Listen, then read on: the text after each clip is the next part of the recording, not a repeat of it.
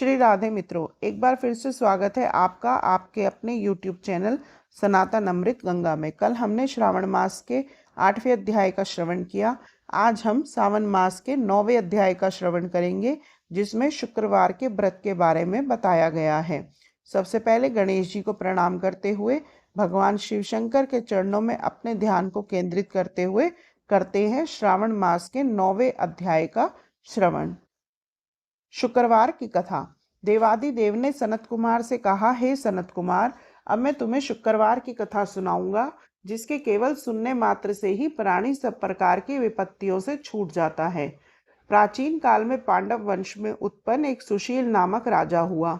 वह 64 कलाओं का जानकार और धनुर्विद्या से विशारद था। पुत्र सुख को छोड़कर राजा को सब प्रकार का आनंद था। उसने बहुत प्रयत्न किए, मगर उसको पुत्र रत्न की प्राप्ति नहीं हुई। राजा सुशील की रानी का नाम सुकेशी था। वह सर्वगुणों से युक्त थी। जब उसके यहाँ बहुत प्रयत्न करने पर भी पुत्र नहीं हुआ, तो वो हर समय उदास रहने लगी। वह रानी स्त्री स्वभाव के कारण हर महीने कपड़े को अपने उदर पर बांधकर पेट की वृद्धि करती थी। इस प्रकार साहस के कारण स्वयं प्रसूति के अनुसार सुकेशी किसी गर्भिणी स्त्री को खोज रही थी। संयोगवश उसने पुरोहित की पत्नी को देखा। उस समय वह सगर्भवती थी। कपटी रानी ने प्रसव के समय में दाई का कार्य करने वाली अन्य किसी स्त्री को इस काम के लिए नियुक्त कर दिया। उस सूतिका को एकांत में बहुत सा धन दिया और अपने गर्भ के अनुकरण की सब बातें कह सुनाई। उधर राजा ने अपनी रानी को गर्भवती जानकर पुष्पवंत तथा सीमांतोन्नयन बड़े प्रसन्न मन से किया। पुरोहित की पत्नी का प्रसव का समय नजदीक आया। यह सुन उसी तरह दाई ने भी अपने वचन का पालन किया। पुरोहित की स्त्री गर्भवती थी, लेकिन प्रसूति की बात जानती नहीं थी। अतः दाई का आदेश मानती थी तथा उसके कहे अनुसार ही सब करती थी। पुरोहित की स्त्री द्वारा वचना करने के लिए दाई ने उसकी आंखों पर पट्टी बांध दी और उसके यहाँ उत्पन्न हुए पुत्र किसी दासी के द्वारा रानी के पास भेज दिया। इस प्रकार रानी के पास उस पुरोहितनी के पुत्र के पहुंच जाने के किसी को कानो कान खबर नहीं हुई। इस नाटक को कोई भी नहीं जान सका। रानी ने पुत्र ग्रहण करके कहा कि मेरे यहाँ लड़का हुआ है, सब जगह खबर कर दो। उधर दाई ने पुरोहितानी की आंखों से पट्टी खोल दी। वह अपने साथ मांस की एक पिंडी लाई थी। उसने वह पुरोहितानी को दिखाई और दुख प्रकट करते हुए दाई ने उससे कहा, यह अनिष्ट हुआ है, अपने पति से कहकर इसकी शांति करवाना। पुत्र नहीं हुआ तो ना सही, किंतु तुम्हारे प्राण तो बच गए, यही बहुत है। पुरोहितानी को प्रसव के विषय में चिंता हुई। क्या इसने कपट किया है? वह संदिग्धावस्था में थी। ईश्वर ने सनत कुमार जी से कहा, राजा ने जब पुत्र उत्पन्न होने के बारे में सुना तो जात कर्म आदि करा के ब्राह्मणों को गज, अश्व, रथ आदि दान में दिए।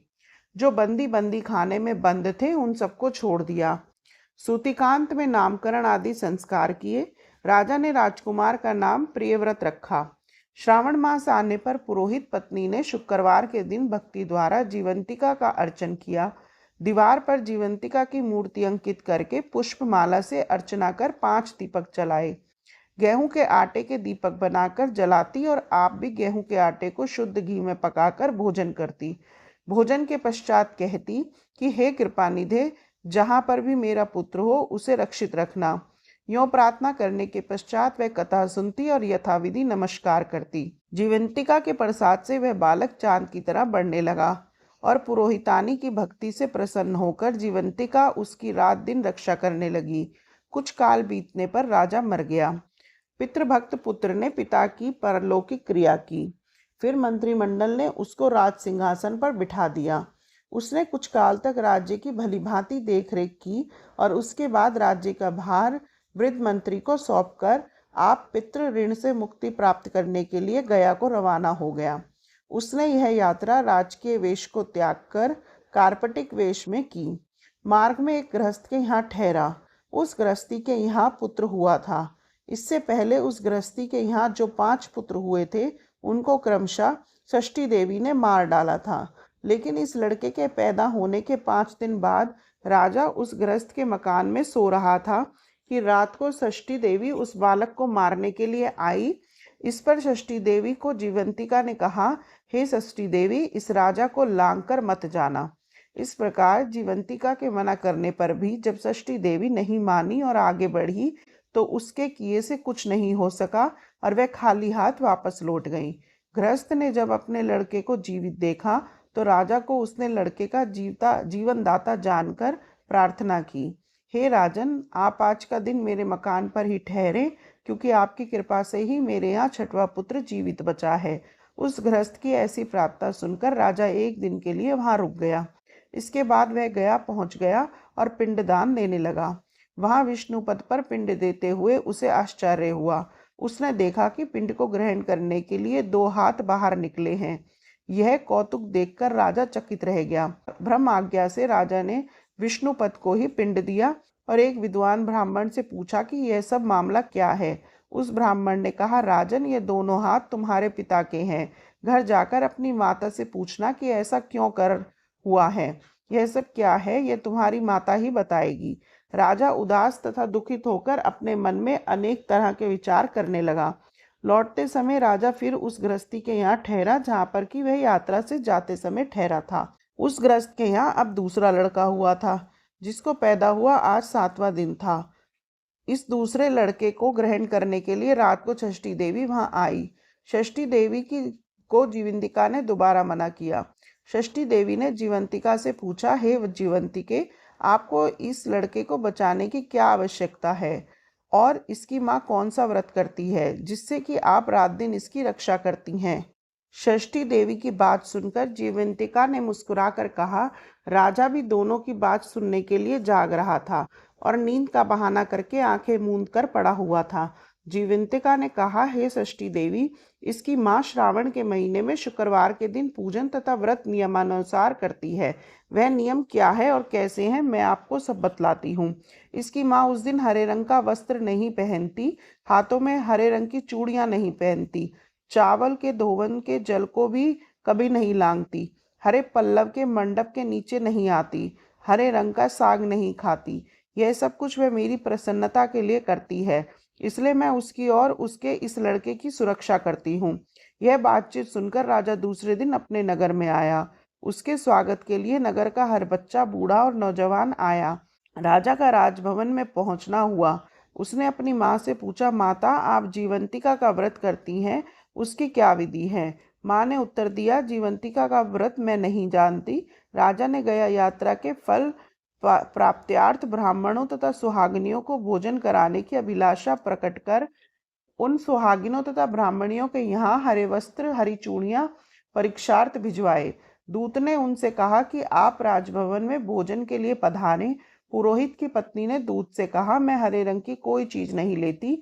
पुरोहित पत्नी की यह बात सुनकर दूत ने सारा हाल राजा को जाकर कहा। राजा ने तब दूत के हाथ लाल रंग के वस्त्र, फल और अन्य वस्तुएं पुरोहितनी के यहाँ भिजवाई, जिनको उसने ग्रहण कर लिया। फिर वह राजा के महल में गई। उसने राजभवन के पूर्वी द्वार पर चावल के धोवन का जल तथा हरे वर्ण का मंडप देखा। फिर वह अन्य द्वार से राजभवन के भीतर गई। उसको देखकर राजा ने उसे नमस्कार किया और नियम के पालन करने का कारण पूछा। पुरोहितनी ने राजा को शुक्रवार के व्रत का कारण बतलाया। राजा को देखकर उस समय उसके स्तनों में दूध बहने लगा।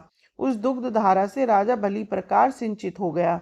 गयाजी से 2 हाथ निकलने में तथा मार्ग में गृहस्थी के यहाँ देवी से बातचीत और पुरोहितनी के स्तनों से दूध बहने के कारण राजा को पूर्ण विश्वास हो गया कि यही मेरी माँ है। अब राजा अपनी प्रजा का पालन पोषण करने वाली माँ के पास गया और उससे कहा, माँ, तुम डरो नहीं और मुझे मेरे जन्म का सही हाल बताओ। सुकेशनी ने उसे सारा हाल सही सही बता दिया। इस पर राजा ने अपने असली जन्मदाता माता पिता के चरणों में नमस्कार किया और उनको बहुत सारा धन देकर माला माल कर दिया। एक दिन रात को राजा ने जीवंतिका से प्रार्थना की कि हे जीवंतिका, मेरे जन्मदाता पिता तो मौजूद हैं, फिर गया में पानी से 2 हाथ किसके निकले थे। देवी ने राजा को स्वप्न में उत्तर दिया, राजन, मैंने केवल तुझे विश्वास दिलाने के लिए ऐसी माया रची थी। भगवान श्री सदाशिव ने श्री सनत कुमार जी से कहा, हे सनत कुमार, मैंने श्रावण के महीने में शुक्रवार का व्रत करने का महात्म्य तुमसे कहा है। इस व्रत के करने से मनुष्य की सभी इच्छाएं पूर्ण हो जाती हैं। इसी प्रकार आज हमने श्रावण मास के 9वें अध्याय का श्रवण किया। कल हम सावन मास के 10वें अध्याय का श्रवण करेंगे। वीडियो को लाइक, शेयर और चैनल को सब्सक्राइब ज़रूर कीजिए। हमें आपके सपोर्ट की बहुत ज़रूरत है। ओम नमः शिवाय। श्री राधे।